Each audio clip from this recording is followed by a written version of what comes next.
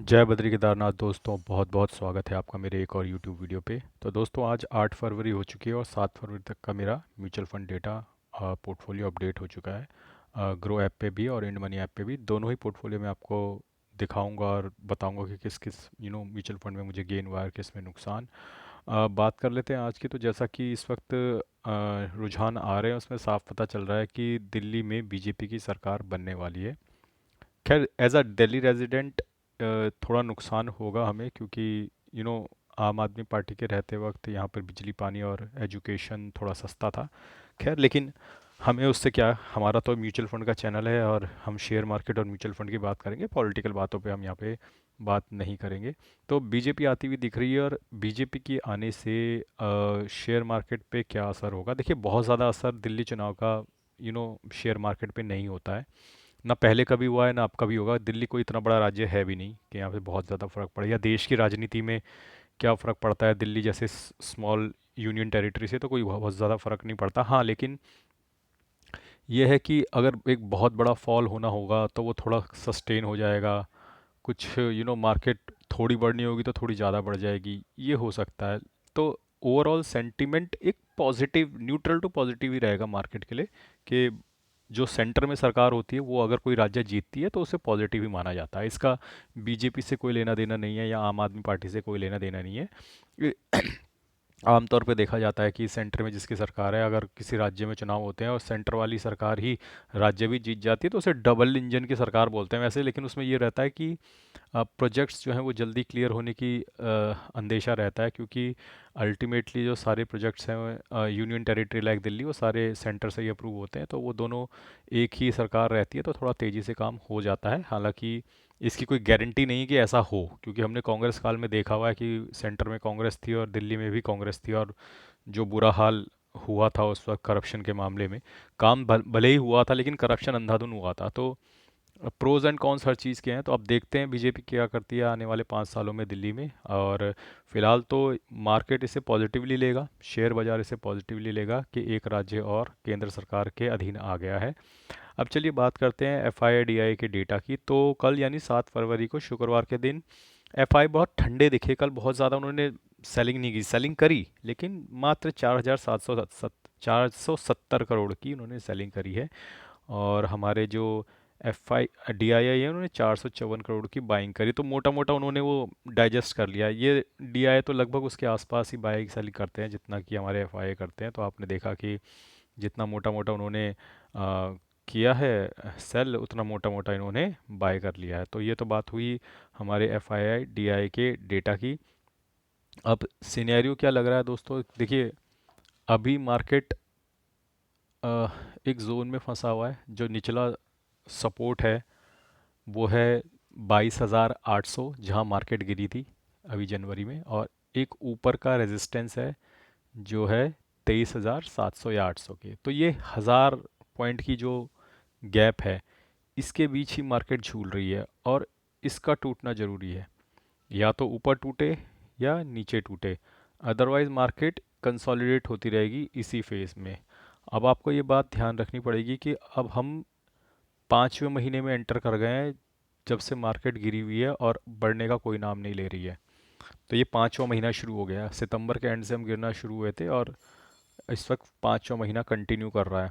इतिहास में ऐसे बहुत कम प्रमाण रहे हैं कि मार्केट इतने लंबे समय तक गिरा हो, इंडियन शेयर बाज़ार। तो कोविड और लीमन ब्रदर क्राइसिस वाली बात अलग है, लेकिन आमतौर पे बाज़ार गिरता है, 18-18% भी गिरता है, लेकिन 3 महीने के अंदर गिर के फिर उठना शुरू हो जाता है। एक तो यहाँ पर वैल्यू वाइज करेक्शन हो रहा है हमारे शेयर बाज़ार का, प्लस टाइम करेक्शन भी हो रहा है, क्योंकि हम तो कहीं बढ़ ही नहीं रहे ना। हमारा 5वां महीना चालू है, अब 6 महीने होने को आ रहे हैं। ठीक है, तो मार्केट तो वहीं की वहीं है, वहीं की वहीं भी नहीं बल्कि नीचे है। अब जहाँ थी वहाँ से भी 3,000 पॉइंट नीचे है। तो ये दोनों तरीका करेक्शन हो रहा है, वैल्यू करेक्शन भी हो रहा है, टाइम करेक्शन भी हो रहा है। तो फास्टली अब हम सस्ते होती जा रही है हमारी मार्केट। और कहीं ना कहीं एक ठहराव आना बाकी है, लेकिन ये बिकवाली अभी भी बंद नहीं हुई है एफआईए की तरफ से। और जब तक ये बिकवाली बंद नहीं होती है, खरीदारी भले ही शुरू ना हो, बिकवाली बंद नहीं होती है, ट्रेंड रिवर्सल की कोई उम्मीद मुझे नहीं है। और जब ये खरीदना शुरू करेंगे FII, तो ऐसा नहीं है कि DI सीधा वो भी खरीदना शुरू कर देंगे, नहीं, DI जनरली तब बेचेंगे। ठीक है, तो इनका रिवर्स चलती है गेम, तो बहुत ज़्यादा आते ही उनको भी नहीं कमाने देंगे ये। ठीक है, FI DII दो बड़े हाथी हैं, लेकिन दोनों अलग अलग काम करते हैं। तो अभी तक FII जब बेच रहे थे तो DI को इम्पैक्ट हो रहा था, हार्ड इम्पैक्ट हो रहा था। और जब FII खरीदेंगे तो DI उनको इम्पैक्ट मारेंगे। ठीक है, हमारे डोमेस्टिक जो फंड हाउसेज हैं वो भी थोड़ी छोड़ेंगे, मौके जब उनको मौका मिलेगा वो भी चौका मारेंगे, वो खरीदते जाएंगे, ये बेचते जाएंगे। तो बहुत ज़्यादा गेन उनको होने नहीं देंगे FII को शुरुआत में। लेकिन वो धीरे धीरे जब हैवी अमाउंट में खरीदना शुरू करेंगे, तब DI भी अपनी पोजीशन बढ़ाना शुरू करेंगे। DI के पास ना एक मजबूरी है कि जो म्यूचुअल फंड हाउसेज हैं, स्पेशली उनकी, कि उनको 80% तो इन्वेस्ट करना ही पड़ता है, जो सेबी का नॉर्म बोलता है। तो समवेयर डाउन द लाइन उन्हें 80 तो इन्वेस्ट करना ही पड़ेगा, 20 को ही वो होल्ड कर सकते हैं, और जब वो 20 भी इन्वेस्ट करने लग जाएंगे तो हमारी मार्केट ऊपर जाना शुरू करेगी। लेकिन फ़िलहाल ऐसा बिल्कुल भी नज़र नहीं आता कि हाल फिलहाल में हमारी मार्केट ऊपर जाने वाली है। तो अब ट्रिगर तो पॉजिटिव आए हैं, देखिए फ्राइडे का ट्रिगर पॉजिटिव था कि RBI ने रेट कट किया है। ठीक है, तो थोड़ा सा पॉजिटिव वो भी था, हालांकि मार्केट ने पहले ही फैक्टर इन कर लिया था उसको। और दूसरा, दिल्ली में बीजेपी की सरकार बन गई है, तो दो पॉजिटिव फैक्टर ट्रिगर इन हुए हैं।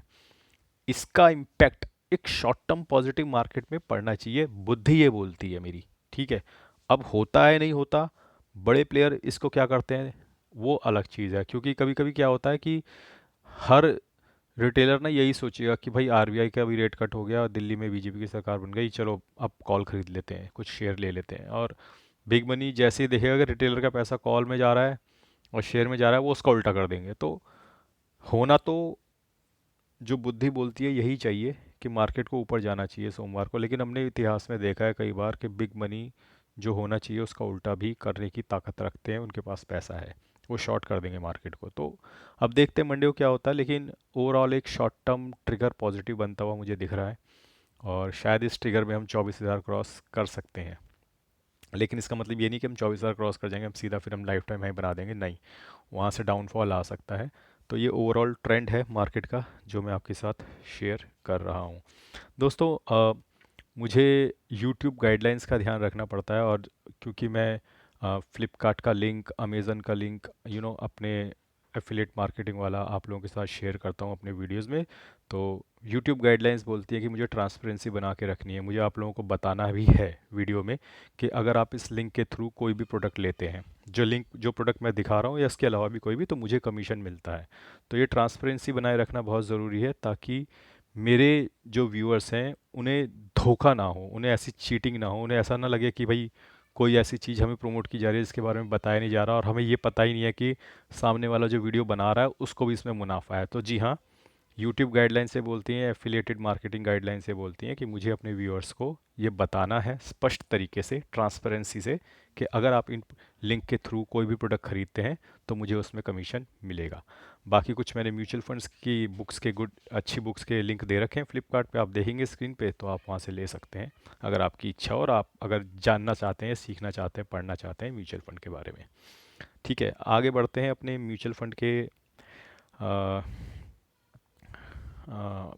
पोर्टफोलियो पे, अपना ग्रो ऐप के पोर्टफोलियो पे आ जाते हैं। तो दोस्तों, कल मुझे लगभग 4,000 रुपये का नोशनल लॉस हुआ है, और मेरा जो टोटल रिटर्न है वो -1,81,000 बन गया। इन्वेस्टेड वैल्यू 27,45,000 है, और करंट वैल्यू 25,64,000 है। आइए देखते हैं किस किस म्यूचुअल फंड ने कल मुझे पॉजिटिव रिटर्न दिया है और किसने नेगेटिव रिटर्न दिया है।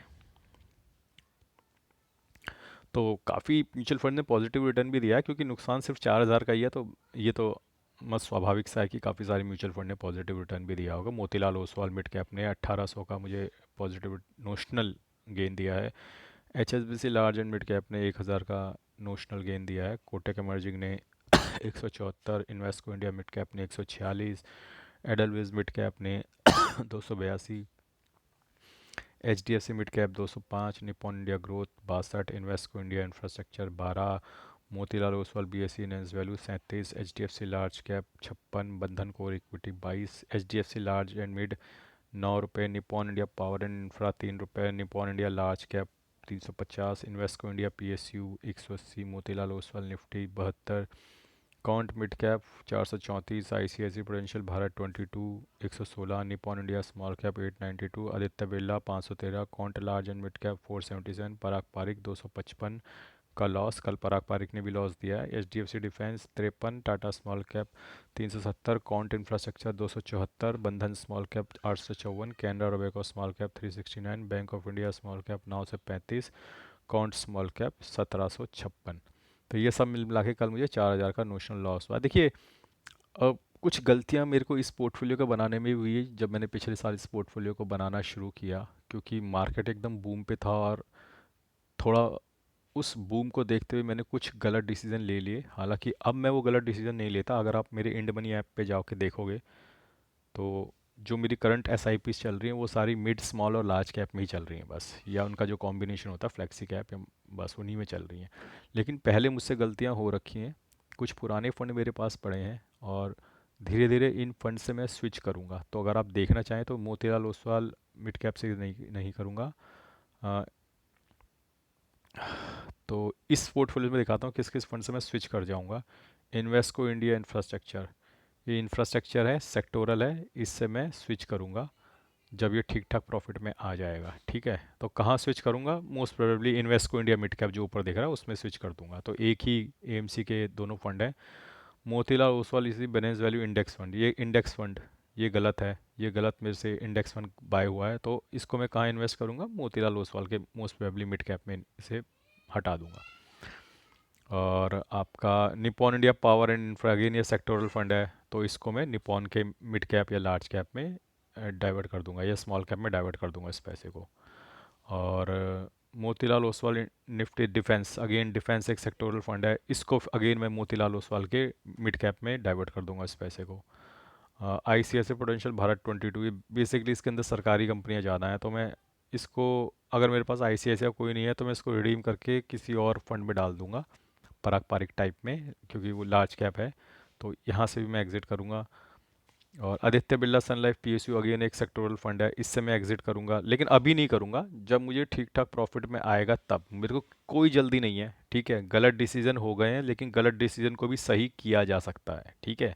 ऐसा नहीं है गलत डिसीजन हो गया तो तुरंत बेच के अपना नुकसान कर लो। रेस्ट रिलैक्स करो, इन्वेस्टेड तो रहना ही है। लंबी जर्नी है। देखो, जब आप 15-20 साल के लिए इन्वेस्ट होते हो ना, तो पोर्टफोलियो रीस्ट्रक्चरिंग चलती रहनी चाहिए। कोई गलत फंड आपके पास आ गया है तो ऐसा नहीं तैश में आके उसे तुरंत बेच के अपना नुकसान कर लो, ठीक है, उसे रखो। हर सेक्टर कभी ना कभी चलता है, PSU भी चलेगा, डिफेंस भी चलेगा।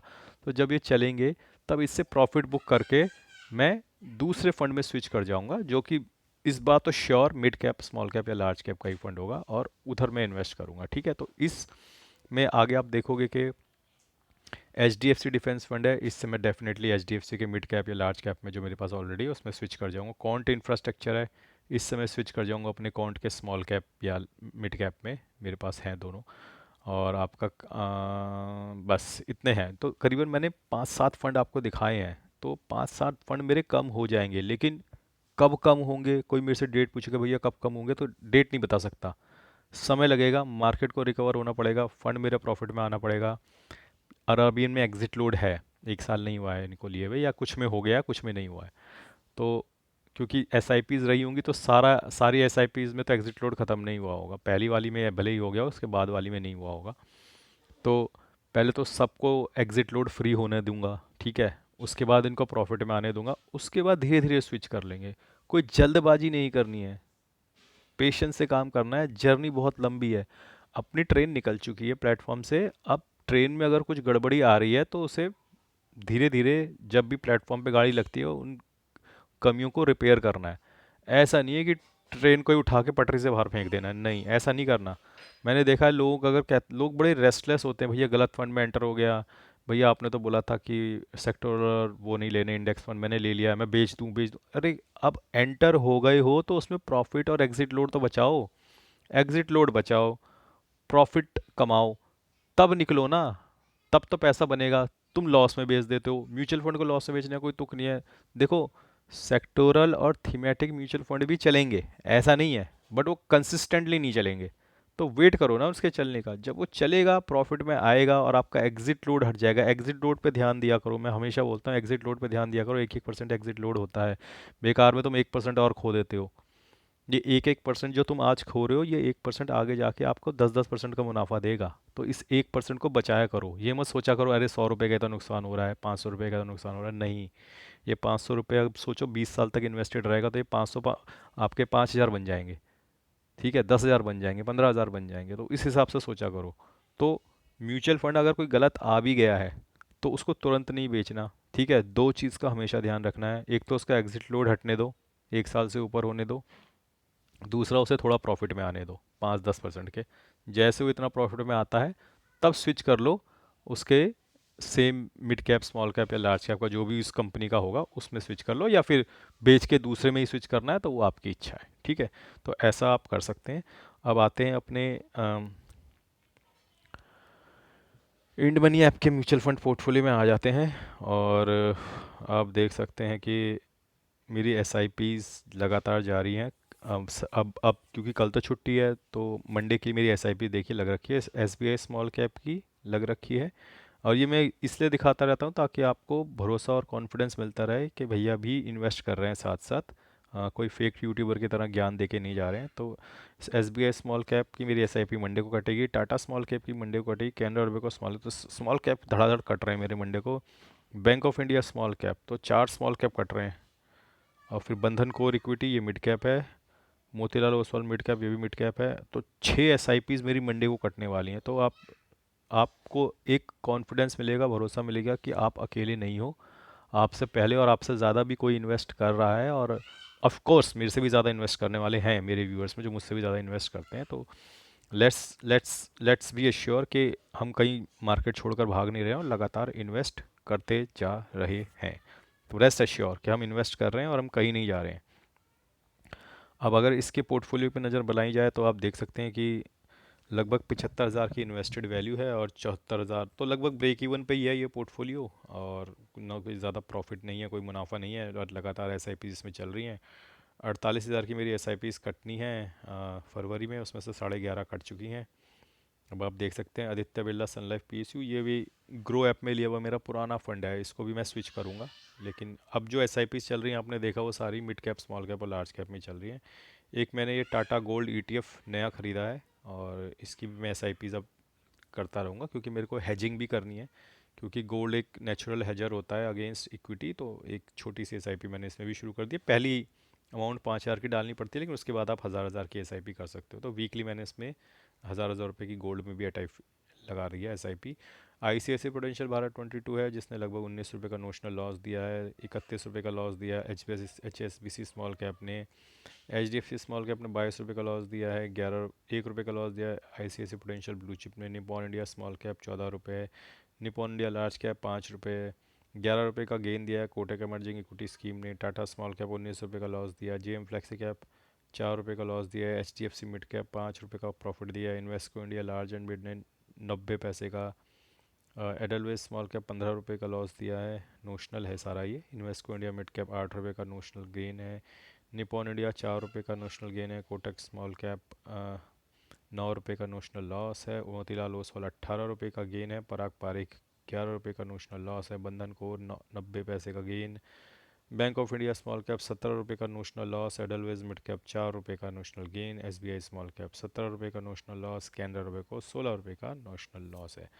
तो ये सब मिल मिला के कल मुझे इस पोर्टफोलियो में 208 रुपये का लॉस हुआ है। और ये पोर्टफोलियो लगभग 75,000 इन्वेस्टेड है और 74,800 रुपये करीब इसकी वैल्यू है। तो बहुत ज़्यादा इसमें कोई लॉस नहीं है, बहुत ज़्यादा कोई मुनाफा नहीं है।